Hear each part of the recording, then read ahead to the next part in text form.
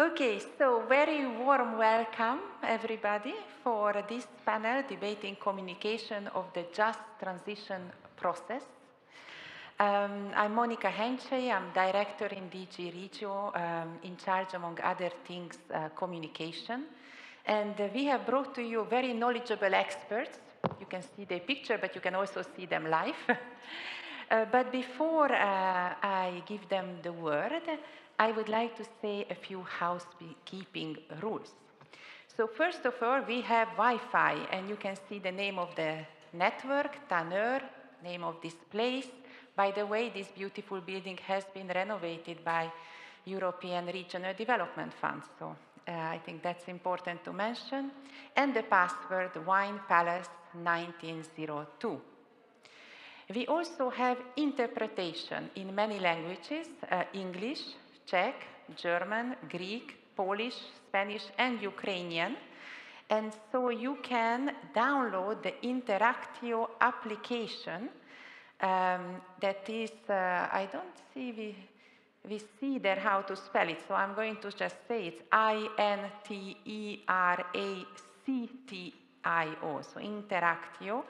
And then you can listen in by joining with the codes that are there, JTP23 in the room and JTP23 online. So also, of course, a warm welcome to the community there who is joining us from a distance today. If you want to ask a question during the debate, in the room, it's very traditional. You raise your hand. But if you are connecting online, then please use the Swapcard chat. So there is Swapcard chat Q&A, and my colleague Veronica there, she will relay your questions. So I finally want to mention that we will make it very interactive. I'm going to be giving you homeworks, and you will also need to use the Slido tool. So again, if you don't have it yet installed on your phone, you can download it. But you can also just go to the website, slido.com, and we will give you, of course, the code to access the poll. So I hope all of this is clear, and we can actually go into the subject matter. I want to start by saying that there is no doubt that transition is happening. I think some of the previous speakers at this event have mentioned that, but I think it's important to highlight that phase out of coal is now undisputed, and local consumption actually fell last winter of coal despite public perception of the opposite. So it's a quite interesting case when we see an economic trend, but it's not exactly what citizens and people believe. So keep that in mind for communication. We have also had some good news in the EU because parts of 2023, electricity production from wind and solar energy was actually larger than from fossil fuels, and this for the first time in history. So the transition is happening, no doubt. There is also no doubt, I hope, of anybody's mind that the transition should happen, and this is about our children, the young generation, saving our planet. But last, and I think you know it best, as many of you come from just transition regions, transition is hard. It may lead to short-term job losses in the short term. Young people may be leaving your region. You need to transform your industrial processes. So if it's hard, it also needs to be just. And this is where we come in. We collectively work on ensuring that the communities, the people, and the places affected are cushioned to the extent possible of the immediate effects of the just transition process, to find them alternative jobs, to revive their cities and rural areas. So it's hard, but it has to be just. And how do we communicate about something hard that needs to be just? It's not an easy, it's not a beautiful pink story. I think we need to be very honest. I need to have a lot of empathy. We need to listen to the people. And most importantly, we need to adapt the communication to each and every region's specificities. So this is, I think, is why it's so interesting that we have so many of you having come here from so many parts of Europe and also our neighborhood countries, both in the panel and the public. So before I give the word to Zsuzsa to present her work, I want you to think of the communication process in steps, and I ask the speakers to do the same. I think the communication about just transition, I mean, that the first and the minimum, we should raise awareness. That's step number one. If we could go further, we should increase understanding. Why do we need transition? Why here? Why now? If we can even go further as a third step, I think we should improve perception. Yes, today it's difficult, but tomorrow we have a future together. Now, already this, I think, is a good achievement. But if we can go further, fourth, I think we should engage the community. At the European Week of Regions and Cities that happened in October, I was listening to a very interesting panel about transitions in the past. So we are talking about transitions 50 years ago. And one of the lessons learned in that panel from one of the speakers was that they didn't engage their community. And if they engaged, they maybe engaged certain workers, certain miners, but they didn't engage their wives, their families, their children. And that actually led to a fact that when they designed the transition process, they didn't design enough measures on health, on education, or social issues. So today, if they do it, if they would have to redo it, the advice they gave us for those involved in the current transition to engage the community. Now, engaging is one thing, but can we get their support? So I think that's the fifth step. How do we actually get some of them to really buy in? And again, I think we need to be realistic. Not everybody will be for, but I think that if we reach and convert to our cause 1, 2 members of every household, of every family, that's already a good achievement. And then last, I hope that in this process, we can also change people's behavior, because transition is not only about industry, it's also about what you do. I do hope that those that you engage will recycle more, will use bicycle more, they will be joining the green tech industry, so it's a change of a mindset. So a long process to go through. And I will give the difficult task to Zsuzsa Dr. Piskoti Kovács, who is from my country, Hungary. So if you got used to my accent, it will be much easier to listen to her. She is working for the Hungarian Coal Commission Secretariat as the head of unit at the Eszterházy Károly Catholic University. And she has a PhD in earth sciences. She has the skills in project management, in finance, geography, and most importantly, 13 years of experience in research focusing on regional development. And Zsuzsa has been working with others to develop a toolkit about communicating just transition. And I would like her to present it to us.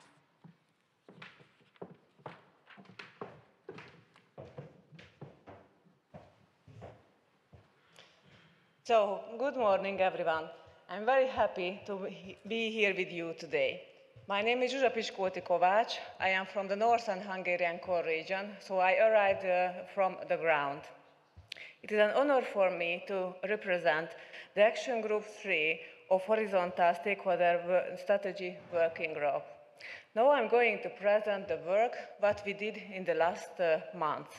Generally, Action 3 is focusing on the topics of communication and awareness raising about just transition.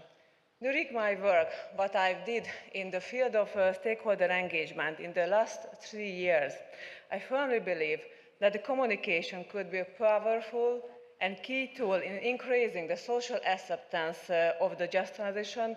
Therefore, the good communication could contribute to achieve a truly just transition. Please let me start my presentation to share some personal impression. I tell you the truth that I really like participating in the Just Transition Platform conferences, because I have the impression that we speak a common language. We don't have to explain what the just transition is, why it is important for the regions. So I can say that we are on the same wavelength. But we shouldn't forget about the people on the ground who don't have enough capacity to read and analyze the report, the progress in the field of the just transition. This idea encouraged our team to develop a toolkit focusing on the communication about just transition. So to bridge this mentioned capacity gap, the main objective of the toolkit is to give a hand for the local level public authorities, municipalities in communicating about the just transition. I can see that this toolkit is a result of an intensive teamwork. So you can see the name of the contributors there. And I would like to highlight Max Burt from WWF. She was an excellent leader in this group. And Sarah Morgan from Midlands, Konstantina Togaridou from Western Macedonia.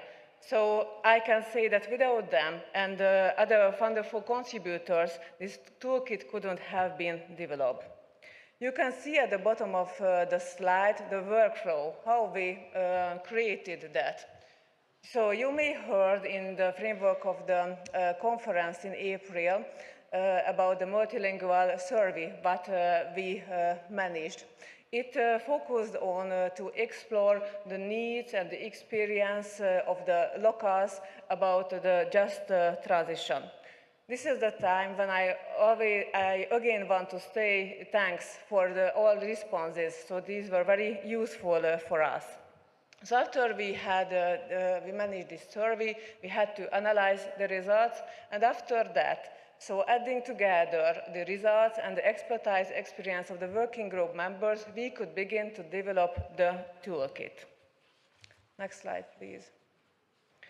So you can see the overview of the toolkit. The toolkit generally involves 4 main parts. The short guide to just transition, which strives to demystify the just transition. The other document is the document about how to adapt the short guide to just transition for use in local context.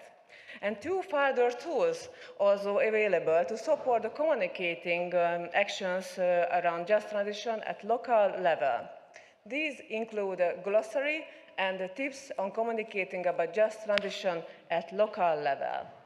I would like to emphasize that during the creation of these documents, we strived to use a plain language and avoid the just transition jargons. Then let's dive into the certain elements of the toolkit. Next slide, please. So the short guide. It consists of 5 main parts, and the objective of the guide is to explain the just transition. What the just transition, how does the EU support the just transition, and what happens at the regional level. We really strived to demonstrate local practical examples from the ground. Therefore, we showed the examples of Ireland, Greece, and Hungary. These are also based in the inputs of the working group members. In case of Ireland, the Just Transition program itself was demonstrated. In Greece, a project which is implemented by a local university was presented, where they established a new special unit at the university to it is called Just Transition Observatory. While in case of our region, Hungary, the governance model of the just transition regarding to the Northern Hungarian core region was presented. Next slide, please. So this short guide, what I showed you before, is necessarily generic. So we couldn't produce a tailored version for all core regions, which involves all the local context. This is the reason why we put together this recommendation sheet to help local users during the adaptation and show the way how they can make it locally relevant. This basically includes pointers by section as to what could be adapted or links added to make it more specific to local context. So after this, we had the short document, the guide, and we have this adaptation document. You can ask why it is not enough. But our main motivation to create the mentioned vocabulary derived from the practical experience that it is not enough to explain the just transition itself. It is more effective if we demonstrate its framework as well. This recognition from my side came also from the practice. Although at my recent position at the university, it is not an obligatory activity to provide lectures for students, but I always strive to find opportunities to provide lectures and talking about the just transition. But when I talk about that, first of all, I have to explain, I show them some practical examples, some interesting facts about the climate change. Then after, I provide them the framework of the international climate policy. I provide some interesting graphics about the distribution of raw materials. And after that, I can start to speak about the just transition itself. So I have to provide the context of that framework. And my personal experience that it makes easier for them to understand what the just transition is. Next slide, please. So therefore, we developed a glossary with the key terms of climate policy, what Paris Agreement is, what is the European Green Deal, what does the climate neutrality means, what are regions, what kind of regions are the core regions, why we call them core regions, and how the just transition is connected to these topics. By the help of this glossary, which involves more than 40 terms expression, the users can prepare better for the conversations relating to the topics of just transition, so they could raise their self-confidence by having this knowledge. Next slide, please. And the last part of the toolkit is the top 10 tips document. This tips session is also based on the result of the survey and the experience and knowledge of the working group members. During the creation of the tips, we wanted to deliver simple and practical messages. Of course, I don't want to read all of them. I just want to show what are closest to my heart. Tip 3. Be aware of the needs and interests of the different stakeholder groups. A tailored approach is necessary for most effective communication. You have to explore the needs, the concerns, the fears, and the dreams of the stakeholders. You have to be aware of their motivation. And you should keep in mind the attitude of the different stakeholder groups towards the just transition in general. You can use different surveys, other questioning tactics to gather this information. And of course, active listening is central to understanding both individual and collective concerns and motivations. Tip 6, build trust. It is crucial to use simple, clear, and consistent messages, avoiding just transition jargon. And I would like to underline the word, the consistent. So you have to provide consistent messages to your stakeholders.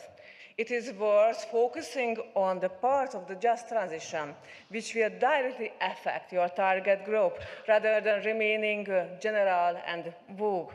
Information has to be derived from a reliable source, and you have to be transparent about where facts and data came from. Tip 10. Lack of communication is dangerous.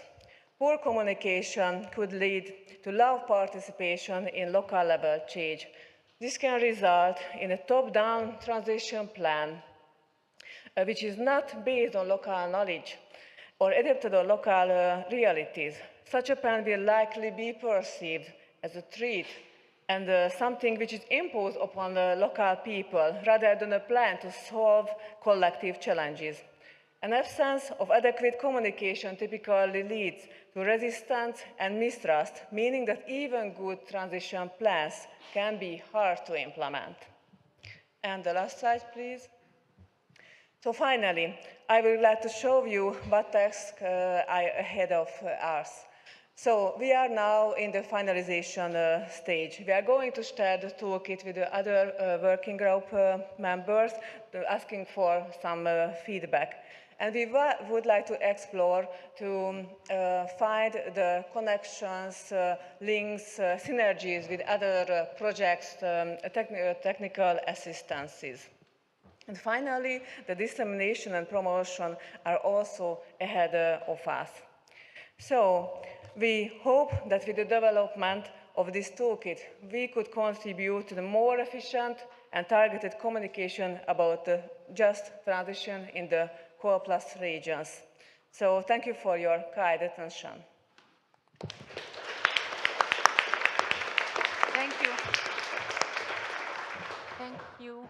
Thank you very much, Zsuzsa. I'm sure many of you have questions to her, but I suggest we do that during the panel discussions to gain time.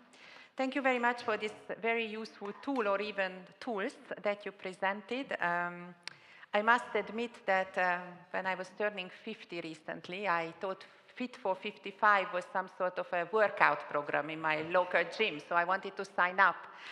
So I wish I had your glossary at the time to explain that, but more seriously, there are many important messages that you mentioned to us, including on plain language. And I want to build on that by engaging with the audience. So here is a homework for you by launching a Slido. So please take your phones. While you connect, I want to react to what Zsuzsa said about communication being about trust and also branding, about the need to understand the needs and the positions, interests of the different target groups, and last but not least, to use the right channel. So we're actually going to have 3 Slido questions on that. And the first one is, what are the key words that come to your mind when you think of your region in the post-transition future? So we don't want to hear about the difficulties. We want you to brand what is the future? And we will build a word cloud on that. So I would encourage you to do clean, very nice.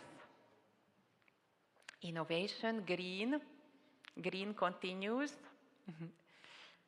But also equality, society, sustainability, stability. There was already a message of keep your messages consistent to be a trust. Opportunities, young people, very important, but also conservatism, so the other side of the story, more traditional industries. Okay, so if I see, I think green, sustainable, equal, clean future are the winners. But as I said, we also have some of the more societal ideas up there. Fewer cars, very concrete. Thank you for that. Very, very good. Thank you all. I think the speakers will be able to address some of these when I give them the word finally. So thank you very much. Let's go to the second question. So what do you think is the most important target group of your communication when it comes to just transition? Who should you focus on? Can we please have again a word cloud?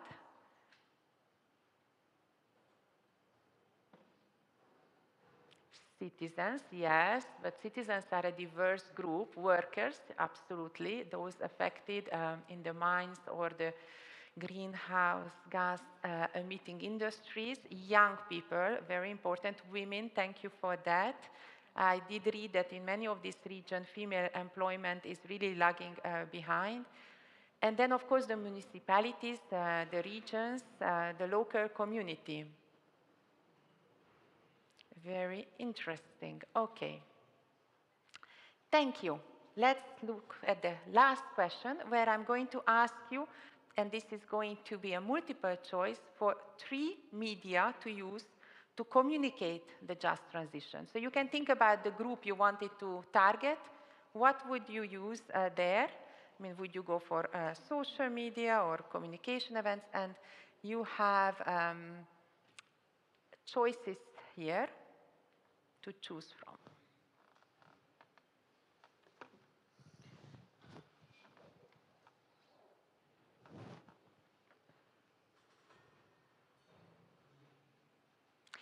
We ran recently a regional Eurobarometer survey to understand where people get their information on cohesion policy, more generous. It wasn't on just transition. And the majority of EU citizens still look into TV, actually, and radio, and then second comes social media.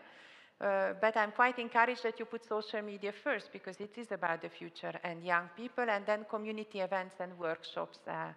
Hence, hopefully, today's event is also speaking to that. So thank you very much for that. Very much appreciated your answers. And now I have the pleasure to introduce the other members of the panel. And I will start by Sarah Morgan, who is the program manager of the Regional Enterprise Plan for the local authorities of the Midlands counties in Ireland. So these are Lowes, Longford, Offaly, and Westmeath. I hope I pronounced them well, but if not, you can correct them. She also manages the Midland Regional Transition Team. Welcome to Sarah. Then we have Anastasia Bushowska, who is from Ukraine, and she's an energy policy expert at Eco Action Center for Environmental Initiatives. She is passionate environmentalist and has a keen interest and experience in data collection, analysis, and results communication. And she's also young, so that I think is good, because I think youth clearly came up there, and social media, so we are here to learn from her. Now, Darius Stankiewicz is not old, but he's not really, but he has 3 decades of experience working in regional development. He is the head specialist of the Regional Development and Transformation Department of the Silesian Marshal Office in Poland. So we have a very good panel here, and I am going to ask them 2 rounds of questions. The first one really about the challenges of the transition, but also the challenges to communicate on the transition. I ask you to be very short on that one, and then I will give them back the word to talk about the solutions. So which are the tools and strategies that work best for them, for the region, for the audience. And I start to giving back the word to Zsuzsa, Dr. Piskoti Kovács from the Northern Hungarian Kol region. So what are the difficulties? What are the obstacles, Zsuzsa? You need to, I was told you need to speak very close to the microphone. Yes, of course. So, according to my experience, one of the largest challenges which is connected to the communication is to keep the stakeholders on the board and keep them committed to the just transition. Because the just transition requires long-term thinking, generally like all climate commitments. If we look back on the last years, we could experience that the development of the TGTPs took close to 2 years. Now we are in October, and which means that another year almost has passed, and the course haven't been launched in case of our region.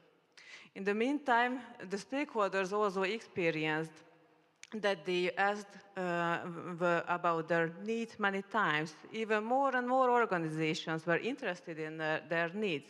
However, they could see that seemingly nothing happens. If you add the local context to this, that we will have municipality elections in the next May, it is understandable that in case of the mayors would like to present tangible results for their voters.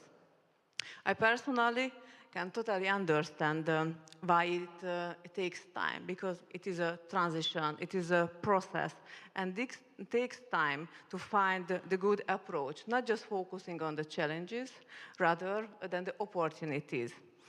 So it takes time to change this mindset, which was mentioned many times today as well.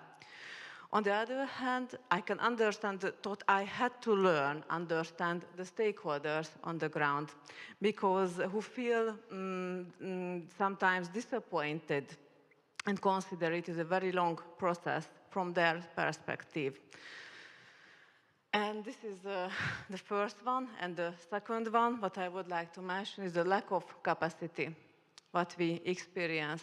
I faced this lack of capacity many times from the side of the decision-making level and the ground local level stakeholders. So we, at the core Commission Secretariat, are a very lucky situation because we can spend the whole work time for dealing with just transition and relating topics. But in case of other stakeholders, particularly the municipalities, they cannot afford this. But I'm happy today because today the mayor of Visonta from Hungary is with us. Visonta is a municipality which holds the Matra power plant, which is based on the two open-pit lignite mines of the region, and the transition will influence their daily life very deeply. And I remember a call with Laszlo. We were preparing for the next core commission meeting in Hungary. And he interrupted me that, Zsuzsa, wait, I have something to do immediately because I have to figure out how to replace the decayed wooden pillar of the funeral home. And why I tell you this story? Because I wanted to illustrate with a real-life example that they have their daily challenges, but they have to manage and combat immediately. So it is understandable that they don't have time to dive into the details, to be updated with the relevant policy papers, reports, so they need assistance to do this. Wow, thank you. Thank you very much. So stakeholders need to be kept on board, we need to be faster, and we need to be at capacity. Thank you very much. Sarah, what are the difficulties? Thank you very much. Well, in the Midlands, we had a very, I suppose, similar situation to most other regions in that the biggest challenge has been, this over-reliance on fossil fuels. And as we are moving away from that, we have transitioned. So we finished peat harvesting in December 2020.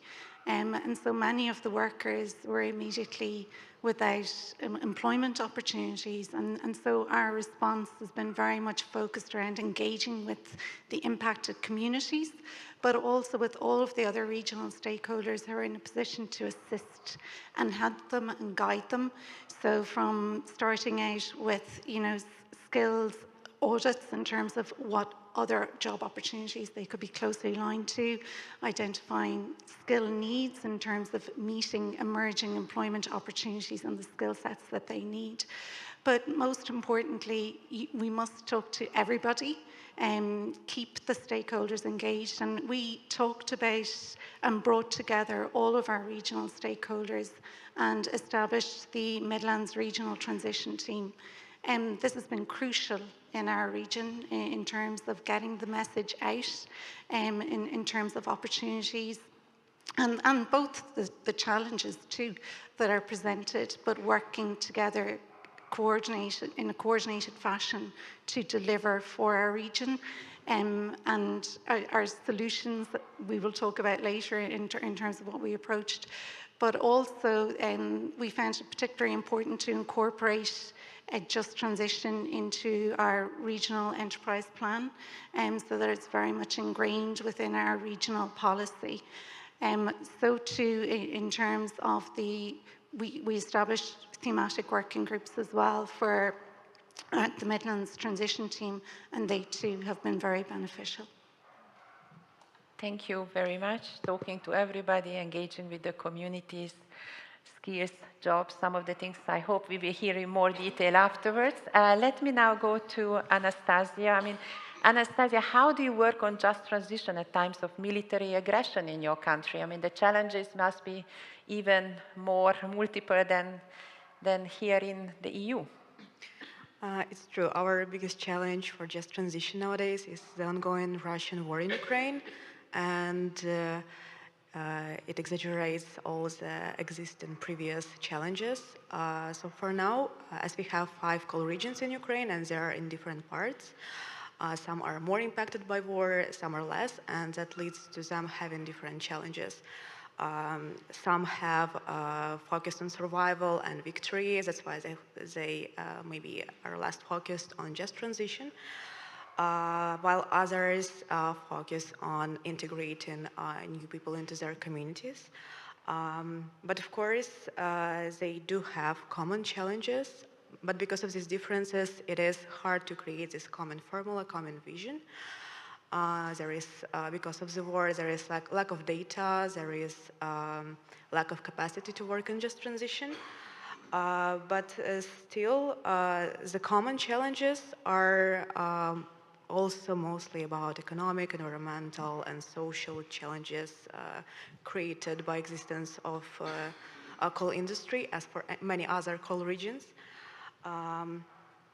But also, actually, in terms of communication, from the start of the invasion, for us, it was difficult to understand how to communicate coal phase out and whether it actually makes sense.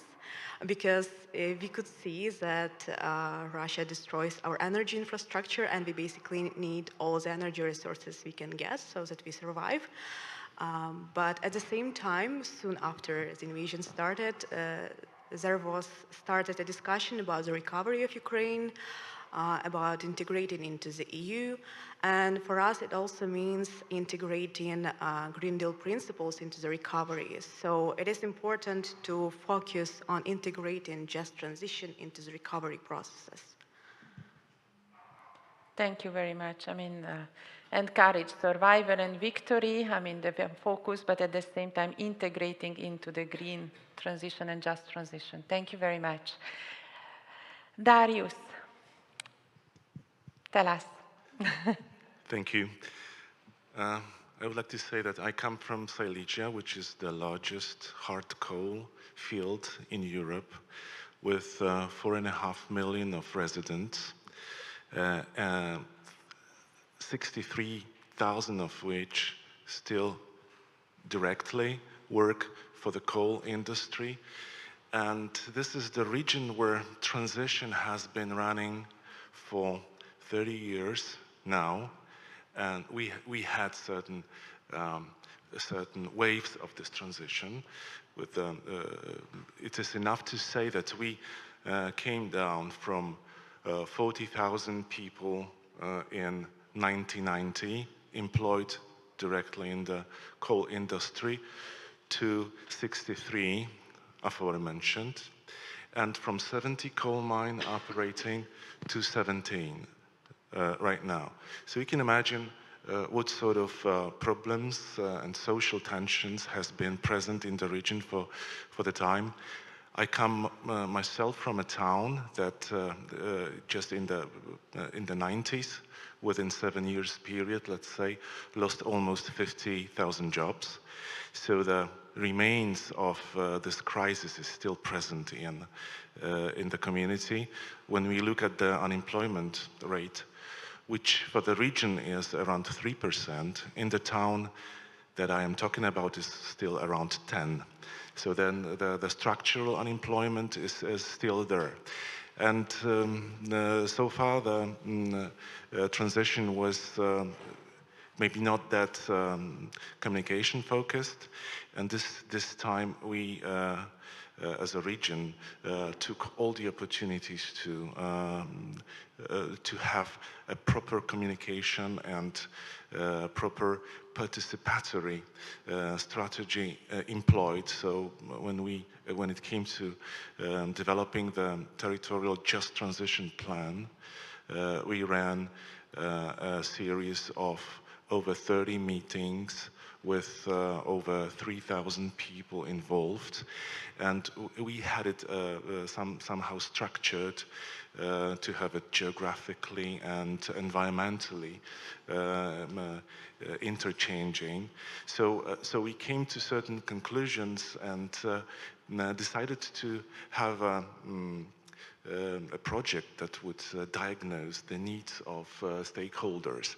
And in line came trade unions that participated in those workshops, and together we developed a project that is called Regional Observatory of the Transition Process.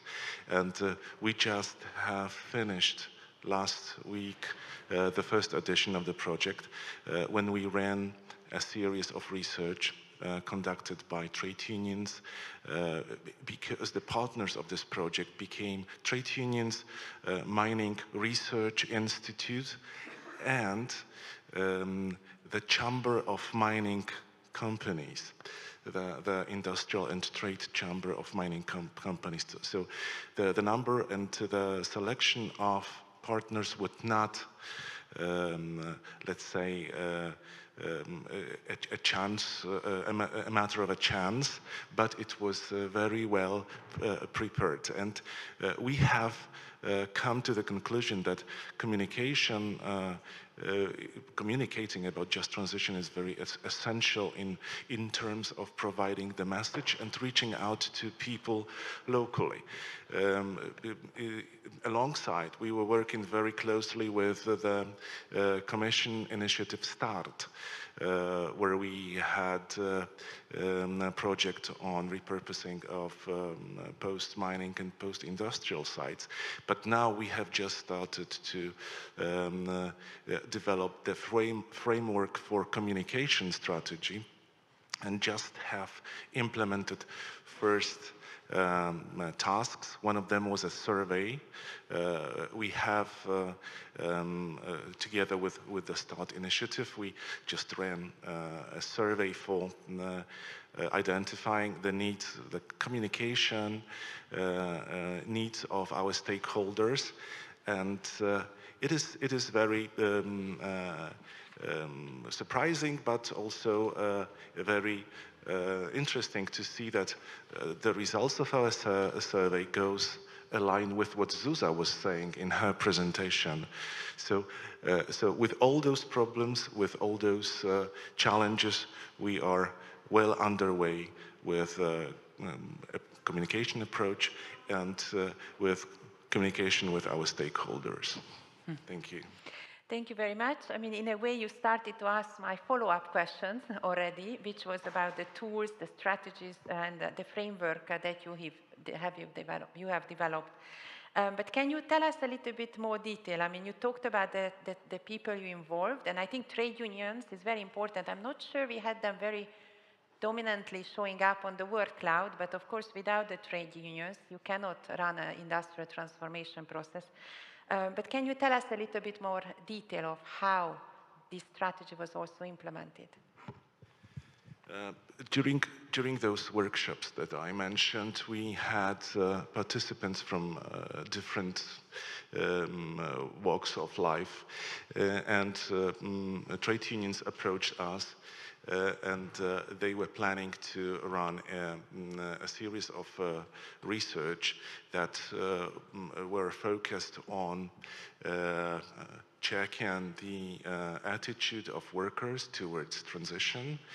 And we just thought that it's an excellent idea to have it combined with our plans to have the observatory.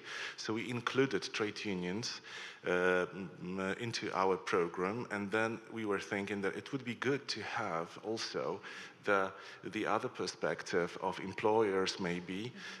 So we were talking with the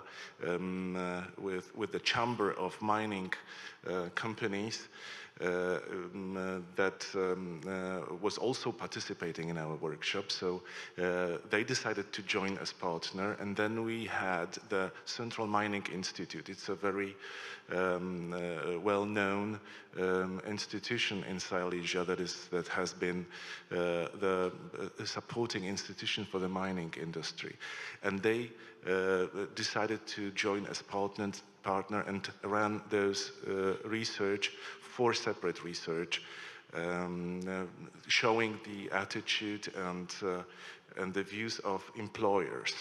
So 4 researchers of Central Mining Institute and 4 of trade unions, then combined in a single strategic balance sheet that we called it the balance report, that summarized those findings. And we just had this conference 2 weeks ago to summarize the results of this project, and there was on a panel we had a representative of trade unions, we had the academia representatives, and they were discussing about how the unions feel about just transition, how other sides feel about it, and it was one of the findings of the report was very surprising even for us, because employers, they were saying that they see trade unions as also their representatives in the process of transition. So we found it very interesting in that process. So it was a very in our opinion, a big success of this approach, and we are planning another observatory project to be launched next year, and we plan to extend the number of partners, and we want to have more labor involved in the process, because we noticed that they might have a separate view and opinions about transition, but when you start talking, at least we know what is there between to explain, and then we can go with what Zuzá was saying, the plain communication, plain message, and building trust. Thank you very much. Let me now turn back to Anastasia. I mean, you explained a little bit the difficulties and the situation, but you're also working with a network of municipalities and NGOs to help people, despite all the difficulties of today, to think about the transition process. So can you tell us about that? Yes, I will start a bit further away. We started working with coal towns in 2018, and we started working specifically with Donetsk region. But soon in 2019, we did a sociological study in Donetsk region about the perception of locals about energy transition. And the findings would not sound surprising to you, I guess, because when people were directly asked what do they think about coal phase-out, they were opposing it. But when they were explained that this is energy transition and it would entail work opportunities, it would entail better environment and so on, they were more on the agree side, of course. Even before this study, we actually implemented that when we went to talk with coal communities in the Donetsk region, and we focused on communicating with local mayors. And to our surprise, when they were explained what is it, they were open to the idea, and that's how was created the platform for for sustainable development of coal towns of the Donetsk region. Anastasia, sorry to interrupt. You need to put the microphone a bit closer to you and speak a bit louder. Okay. Thank you. And this platform, it is a platform for local municipalities and NGOs, and that's how our work on that started. Of course, when the war broke out, we supported those coal towns in their urgent needs. That means that we basically focused on humanitarian aid. But then, after several months, we had a meeting with coal town representatives and discussing our work, how should we work further, and they were open to the idea to continue working on just transitions. That's actually what they proposed. And that doesn't mean implementing it already because there is no plan, but to plan it already because they need to think how to return people to their communities. And they need to make these communities appealing for those people to return to. So our part as an NGO is to coordinate this work, to engage communities and NGOs interested in the topic. And after the war broke out, we also engaged other coal communities from other coal regions. Actually, last week we had a forum, national forum on just transition, where representatives of all five coal regions came to discuss what do we do with just transition actually. And of course, as we are taking on this coordination role, it helps us to coordinate the work about creating this common vision for just transition. Even though it's hard, it is possible. That really helps us to unite the people and to move just transition forward. In Ukraine, we actually don't believe that we need to return to what was before. We need to make Ukraine better than before. And it actually means going on without coal, but with more renewable energy. That's why our solution here is to make coal phase out and just transition as part of the recovery of Ukraine. Thank you very much. I mean, rebuilding Ukraine better. I think that is a very strong message, and we all hope that very soon peace will come and you will be able not just to plan just transition, but to actually do it. Thank you. Let me give the word to Sarah. I mean, Sarah project managed the development of Midlands Pathway to Transition and the Midlands engagement process. This was held by the EU START assistance. So can you please tell us more about the engagement process? You already alluded to that before. Yes. If I can just say, you know, when we started on our transition journey, the Just Transition platform provides that safe space to realise you are not on your own and that there are other regions undergoing the transition from which we can learn. And we were fortunate to become members of the platform, the first peace region to do so in 2019. And at that time, in September, there was a call open for START. And START is the Secretariat for Technical Assistance for Coal Regions in Transition. And it provides the opportunity for regions to seek assistance on areas that you have particular concerns or challenges with. In our case, we had a number of areas that we sought help with. We made an application to the START process, which was very quick in turnaround of approval. The START team were on the ground meeting impacted communities, meeting our regional stakeholders within a 2.5-month period, which was very quick. In our experience, what we wanted most from the process was an engagement model in terms of engaging with all community members within the impacted communities, but also with the local authorities and with private sector.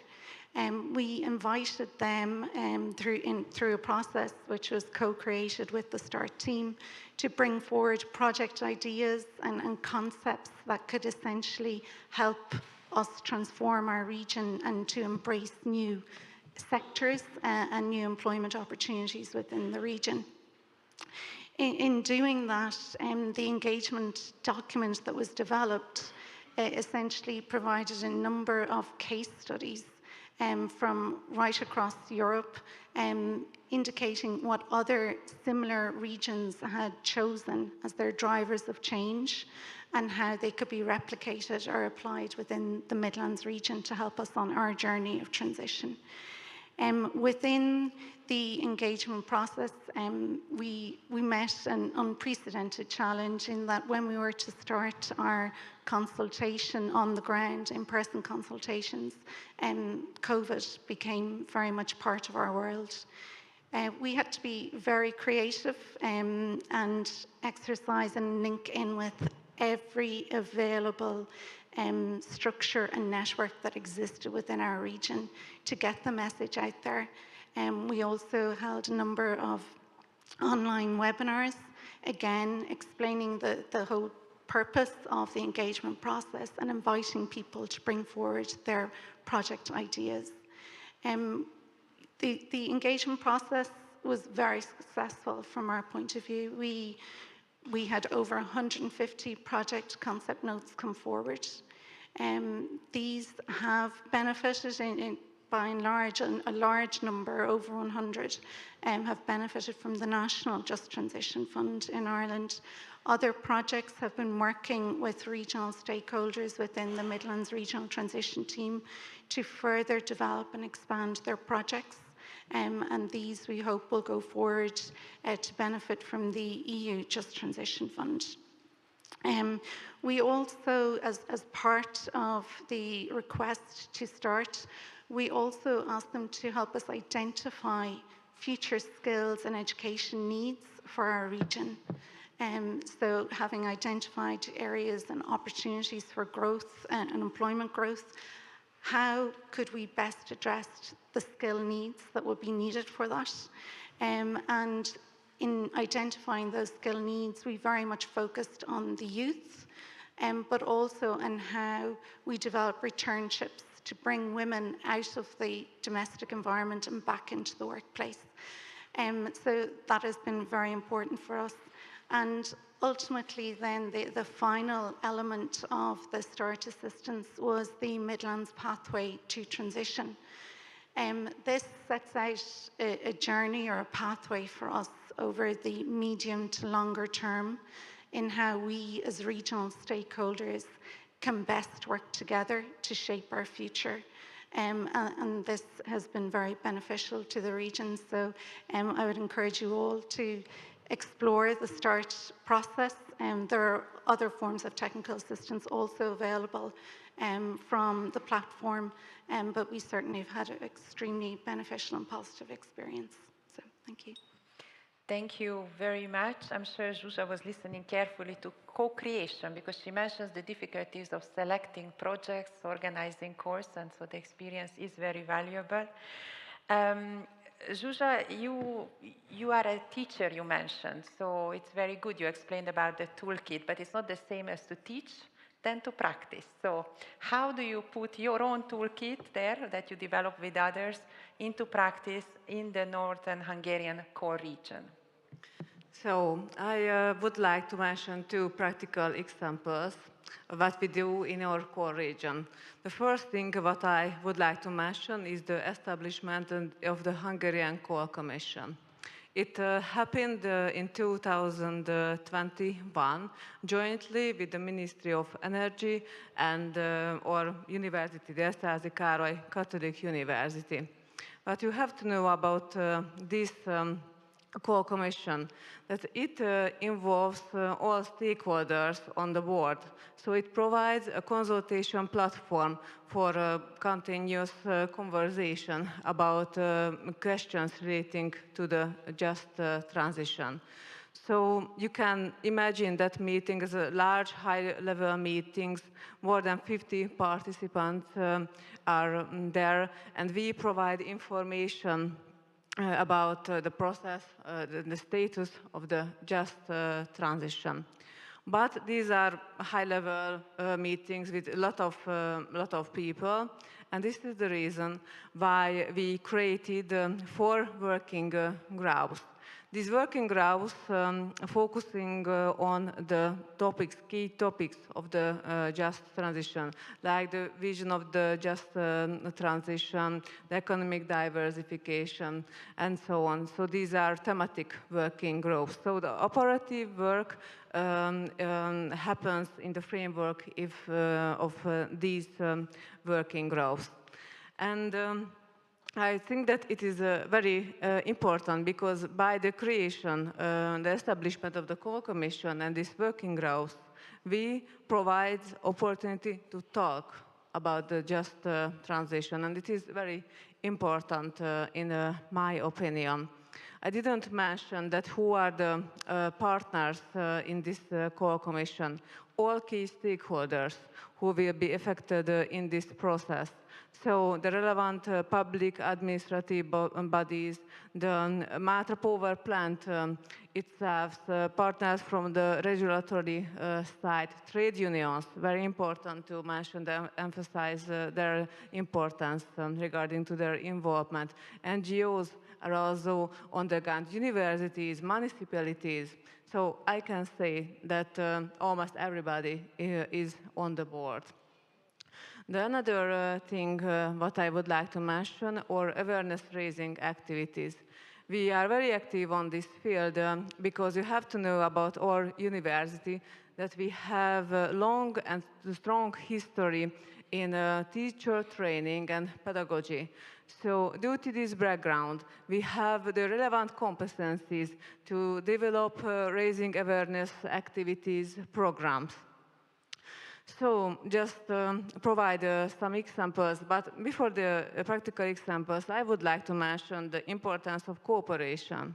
So when you are dealing with this topic, just mention, you have to find the partners who want to cooperate with you and do it together. We have a very good partner on the ground. They are the Heves County Chamber of Commerce and Industry.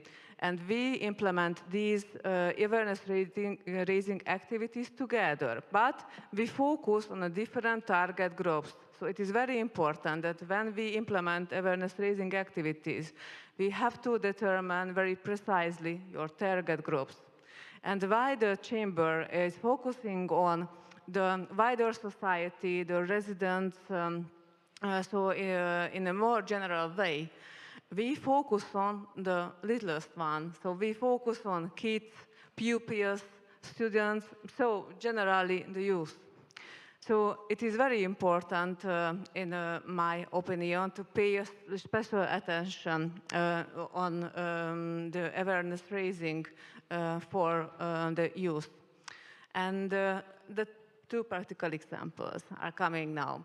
So in April, we organized the second time the Green Week at the Eszterházy Károly Catholic University, which means in practice that you can imagine that as a series of events where we implement awareness-raising activities to increase the climate consciousness, to teach about the climate change consequences, and of course, just transition is also mentioned. And so it is very important. You have to use a very special language when you talk with the kids.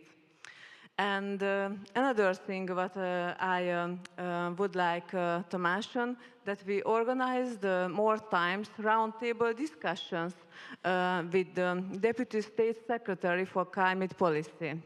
So she visited us and she sat down around the table with the students. So it was not just a one-way communication, just provide information. No, it provided place for the two-way communication. So we could create such an atmosphere where the students could feel that they can freely ask, they can ask questions, and very important that we pay their attention the significance of that thing, that they have to find their role in this process. And we, of course, provided some tips how they can be involved into this process. So my personal opinion is these events are very important because when we are working on the just transition, we are working on to build a greener future, but not just, but for the further generation, the next generation. So it is very, very important to emphasize that, because without involving them and listening to them, we can't be successful. And I firmly believe that these awareness-raising activities could provide a nice basis, a good start to involve them to these conversations. Okay, excellent. Thank you very much. So students, kids, youths, and not just lecturing them, but dialoguing with them. I think that's the key messages I heard.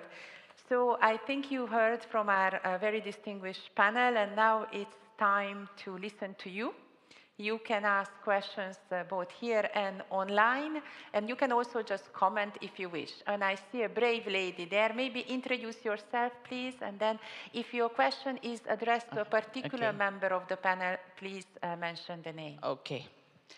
My name is Emilia Saravska, Energy Efficiency Advisor from the municipality of Bitola, North Macedonia.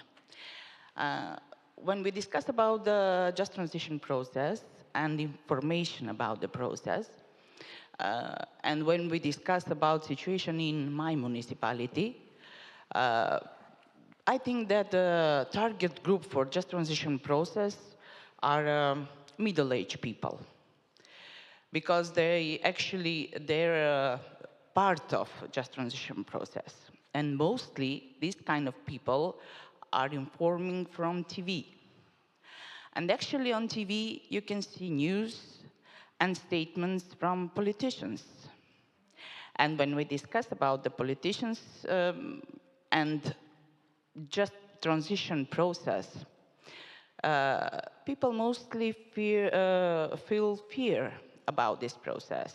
Not like process for the future, but process who gave them some kind of fear for their jobs, for losing jobs, for existence, for everything else. That's why I think that the most important thing in this process is parallel information for every steps in the community. Whatever you want, you must go further with parallel information for the citizens and for all people. I will give you one positive example. There were a regional TV station in our city, and now they work on a project financed by Norway government for 10 documentary movies about just transition process, and I'm the main consultant of these TV shows. I mean, here are involved not only politicians. Here you can hear about just transition process from a view of youth, people, businessmen, actually stakeholders, and everybody who is in the process and who is not directly involved in the process. But can you give me some examples, maybe Zsuzsa or Darius? What kind of communication you have in your city, in your region? And are people fear from the process of just transition or no? Thank you. Thank you. Maybe I take one more question. Maybe there will be two other panel members as well. Please, the gentleman. Yes, I am Ricardo García Mire, professor of social psychology at the University of A Coruña. And well, as a specialist in psychology, I can see, and we have enough evidence from the relation between communication and participation. In the last panel, we have been talking about empowering people and social participation along the day of yesterday. So communication within this context of participation has to be bidirectional, because if it is not bidirectional, it is not participation, it's not communication. But the context, the physical context where the participation spaces are open at all levels, sometimes is a very relevant conditionant for engaging citizens in an egalitarian process of participation, of providing ideas. Just for an example, the level, if we open a space based in a platform like yours, and the audience which is down, well, this participation is demonstrated that it is only based in making questions, not in making proposals, not in discussing, because there are conditionants like fears for the employment, like fears for speaking, like perception of this, we are not in the same level. So these are a lot of psychological aspects where we have enough research evidence that condition enormously the participation and also the communication process. And regarding also the communication, well, I lost the idea. Well, this is the idea that I want to underline here. The space for communication is relevant. If the meetings are organized in community places, they are not the same if the meetings are organized in a palace of the government or in a building of the government. So these things are really very important for involving people, for engaging, for empowerment, for realizing that we are in a common process of providing contributions for improving the transition, the just transition process. The energy communities that are being discussed a lot in the context of Europe.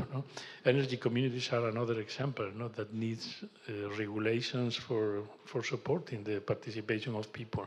And the communication is a very relevant process. Communication is absolutely related to participation and has to be bidirectional. Thank you.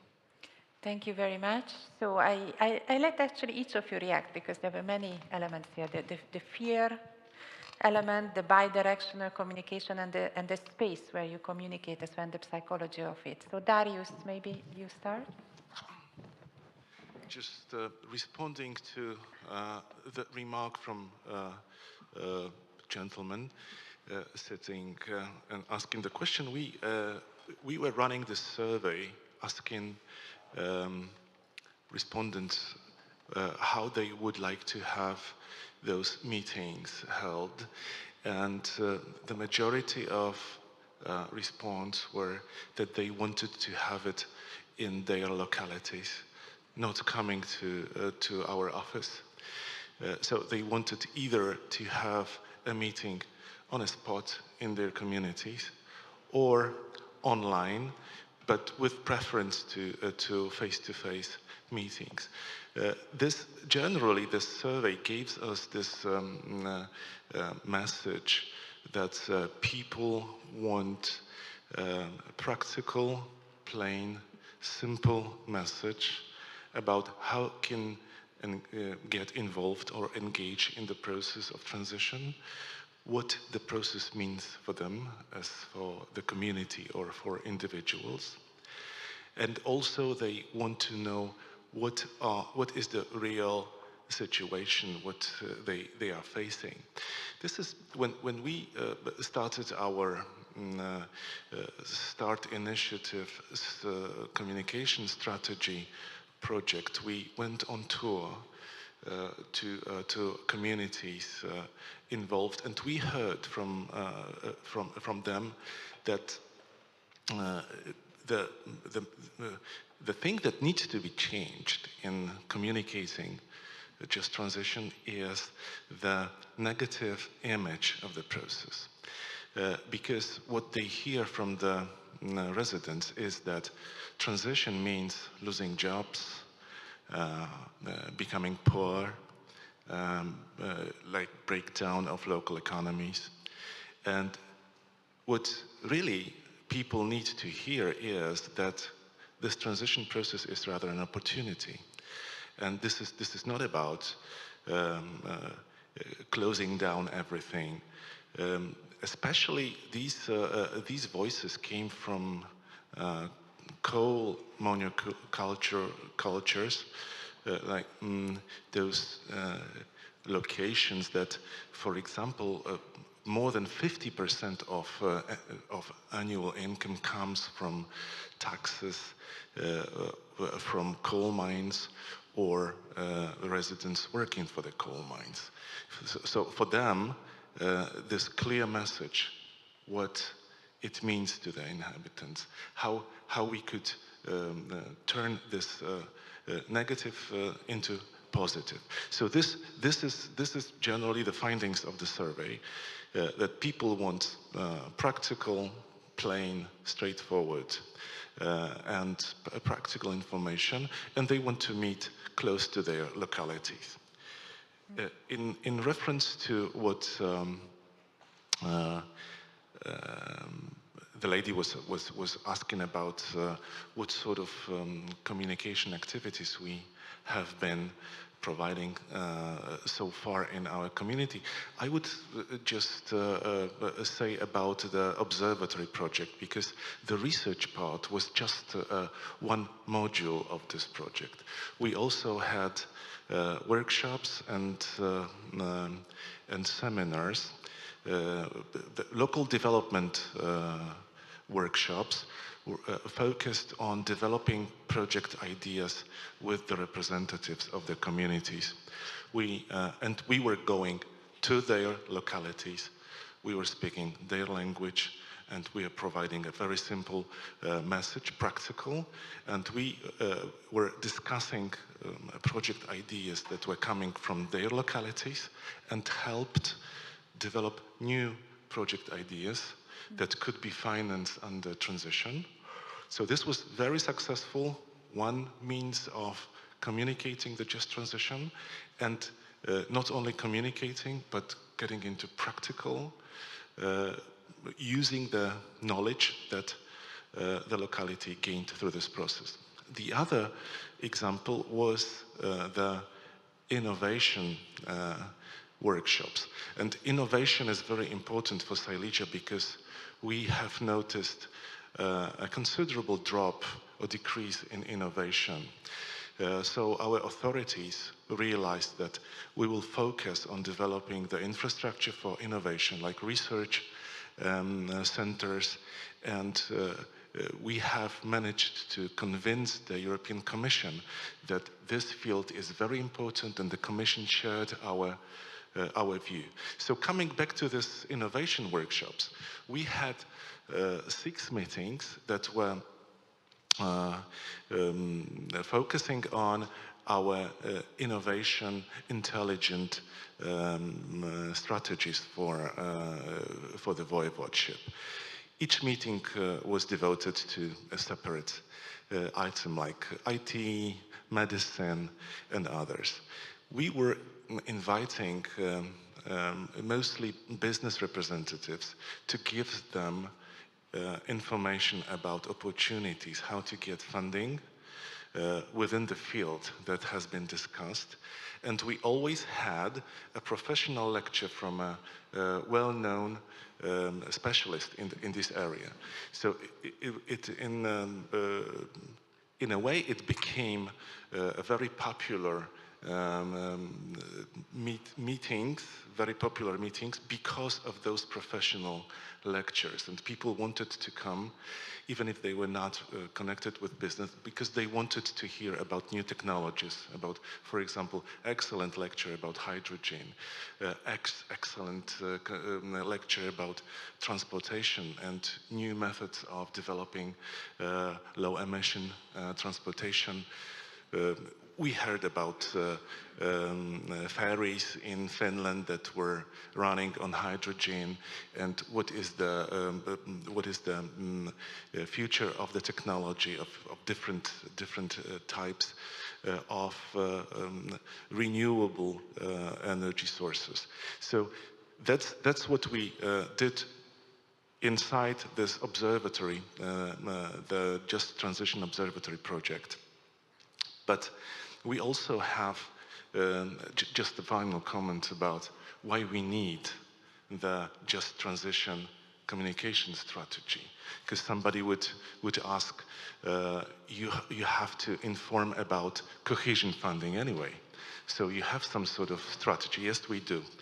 But it is essential to notice that when we are talking about cohesion funding, it has been positive image of the funding that is coming to the country just for almost no reason, but it is coming and it is developing the state.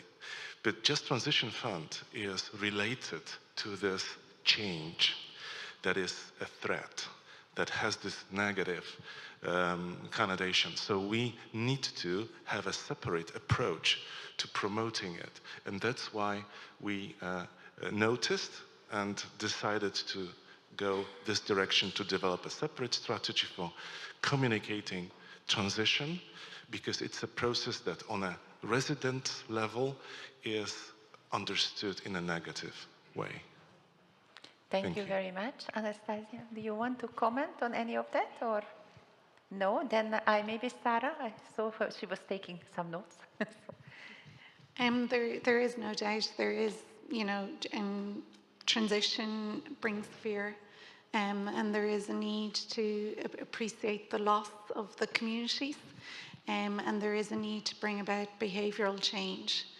And, you know, through the demonstration, as Darius has said, of successful projects elsewhere that can inspire and encourage innovation within our regions, the future will be clean and green, and we will need all the digital technologies to deliver that. So it's about instilling a new confidence to be bold and to go and strive for the best for your region. Thanks. Thank you very much. New confidence. Okay, so I would like just share another practical example from our region, what we did. And it is related, of course, with the communication. So we organized an international conference in last year in April. And our main aim, main motivation was to invite experts from other core regions and to share their experience, their knowledge relating to the just transition, how it happens in their own country. So our main motivation with that was that the locals, the people from the ground, here with their them earths, the experiences and the practices from the other core regions. So I guess that it is very, it could be a good opportunity to invite experts from other core regions and provide information from other perspectives as well. Because this situation, this event could provide the opportunity for the recognition for the people just to see that they are not alone. They are not alone in this process. There are a lot of core regions across Europe, and they are also facing the same challenges, but they are not alone. They can cooperate and do it together and manage the challenges. Thank you very much for all the answers. I'm sorry, now I will take from the online. So Veronica, any questions or comments or proposals? The gentleman was saying that, of course, we make it more participatory. Yeah, there's two questions in the online audience. One is about the difference between internal and external communication. So whether any of the panelists see any differences there between communicating internally to the stakeholders within your region versus externally to potential investors, business opportunities, and to attract labor also. And the second question was whether they have any good example of a region that has done rebranding very well. Okay, let me take then these two on the room as well, because it will be the last round, looking at the time. So the lady here in front. Thank you. I'm Christine Hedström from the Managing Authority in Sweden. A fantastic panel, and just showing again the value of the platform so that we can learn from others and be connected. I wanted to hear how you dealt with EU in your communication, because there could be a risk that it becomes, yeah, Brussels has decided, the EU has decided this change. How you find the balance in that? Very good. One last question then. Okay, the gentleman. Hello, everyone. My name is Edmir. I come from the city of Zrinjce, Bosnia and Herzegovina. Maybe Anastasia could answer these questions, but I would also invite other panelists to maybe share their experience. But yesterday and today, we discussed about involving different stakeholders in the just transition process. But one potential group of stakeholders has not been mentioned, maybe enough or not enough, and that's diaspora, and this is where people from Ukraine and Bosnia can relate. We have a lot of people that have relocated through because of the war to other countries. And that's why I would like maybe Anastasia to answer this question. If they have communicated and tried to find ways to involve their diaspora or the people that have relocated to other countries and in the just transition process, and how and what are the best practices, because we in Bosnia are also trying to include diaspora in our decision-making processes, because those are people that have strong bonds to their domestic country, and they come often to their country and invest there and try to be involved as much as possible. Thank you. Thank you very much. So I start with Anastasia. You had a specific question, but of course, if you want to comment on the others, you're more than welcome as well. So yeah, I will answer about engaging those people who left because of the war. We do have strong people, experts who used to be engaged in just transition process before the war started. And we continue to communicate with them, to engage them into the processes. We make hybrid events so that everybody who is not in Ukraine currently can also join and provide their input.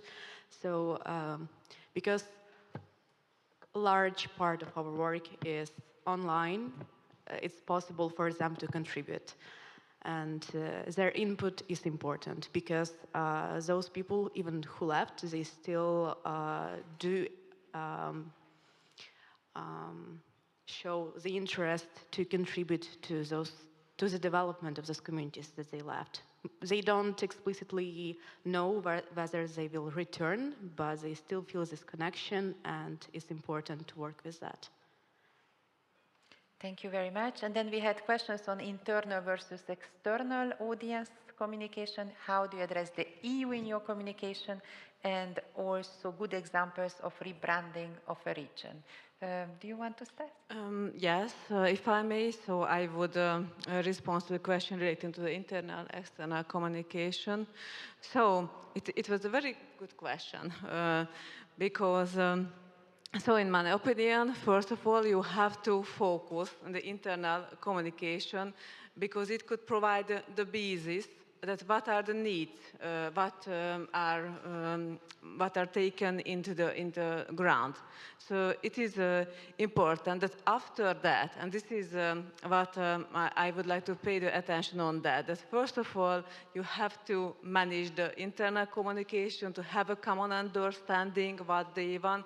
And it is a bit connected to the second question, to the branding of the regions, that you have to be aware of the vision what the region has.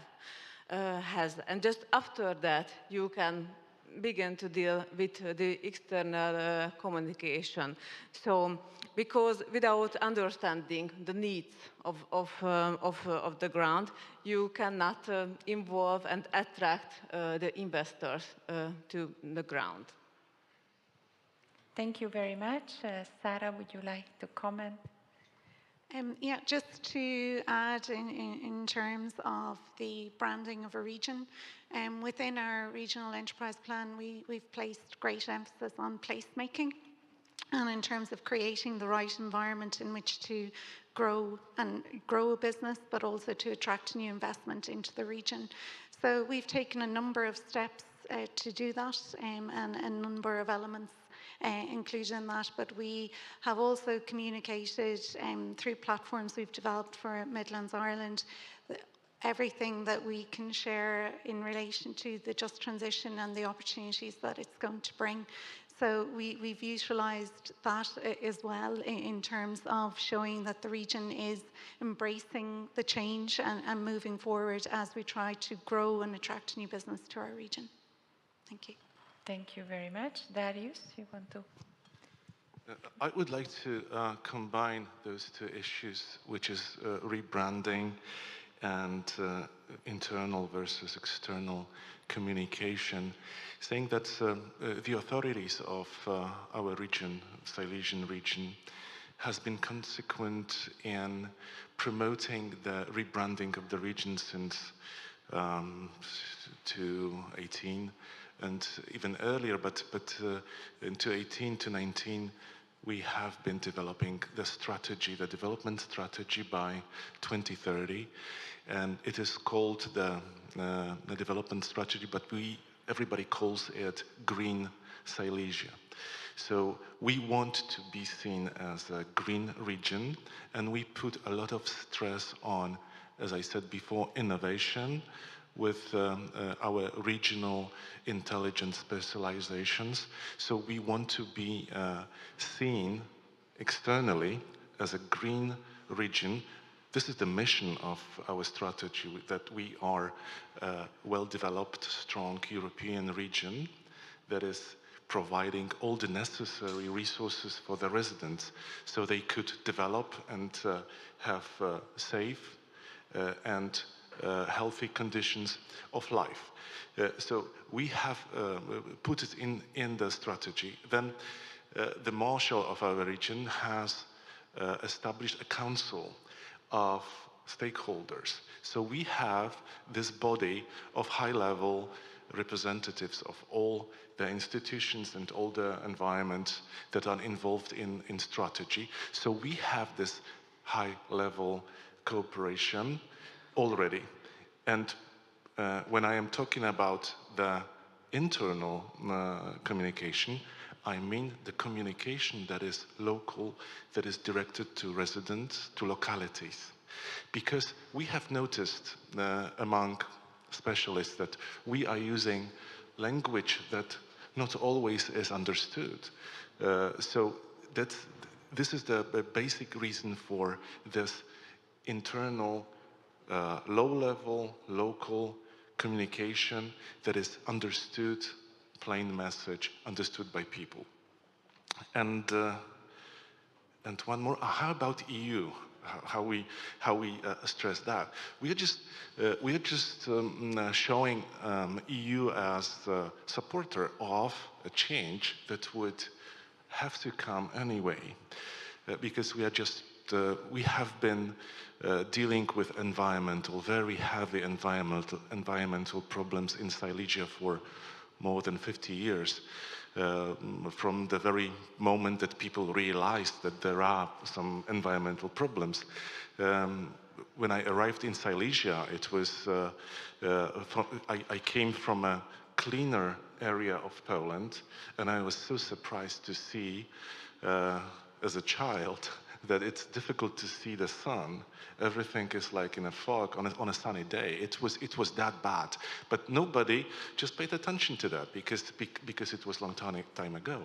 But then we just noticed how difficult it is, and now we are using, and people in Silesia are aware of this, that environmental problems are really connected to their well-being and just in general health.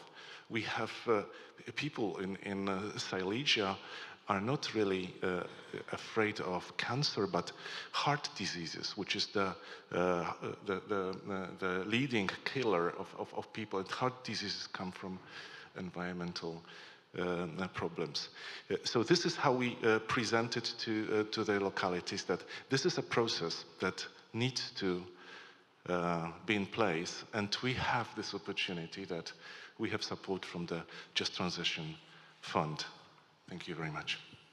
Thank you. I think we have come into the end of our session, so before I mention some closing remarks, I think we should give a big clap to our panel.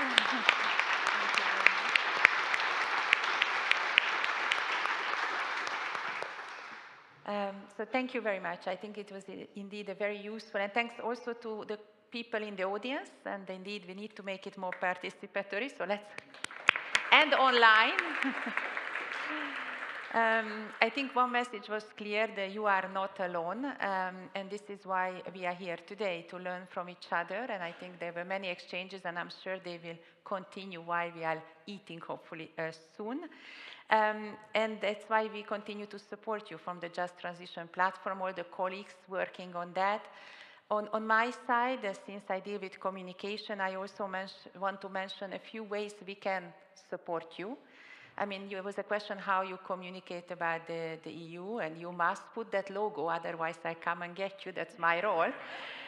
But I think it's a lot about demystifying the EU, and one way, of course, is for us to come to see you in your communities. There was I mean, you mentioned very clearly that people don't want to come to a government building to us, so we will try to do that and to speak in a plain language and to give concrete examples of how we can support. But even more, if we can ask others to independently report about that, is very useful. So for instance, we have started now study tours of journalists coming to your regions. I think there was a study tour in your region recently, so these are journalists all over Europe. I think we also been to Estonia with our commissioner, and I think we will continue to finance tours of journalists. And so if your region is interested, of course, contact us. We also have an annual media call. So this is any journalist, but also communication organizations. It's very broad. I don't think it's for managing authorities, but anybody, private, public, who is a communicator can apply for funding, because we do know that sometimes the communication sector has lack of funding. It is published.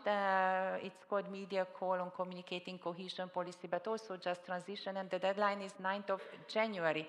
So I am sure we will send you some information on that. And last but not least, and this a little bit about what you mentioned about the children and the kids and the youth, we have something called EU in my region and also EU in my school campaigns, where we develop with your region, so it's a collaboration, communication campaigns. And it's not only about funding, but it's also the expertise of my team, because we have real gurus on social media, on TV in my team, and they will develop the campaign with you.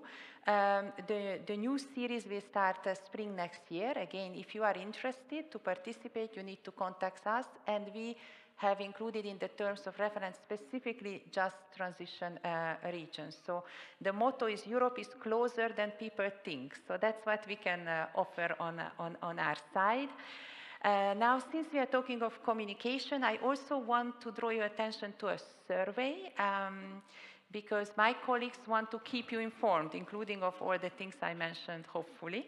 And there is a survey to find out what is the best way for you to receive communication.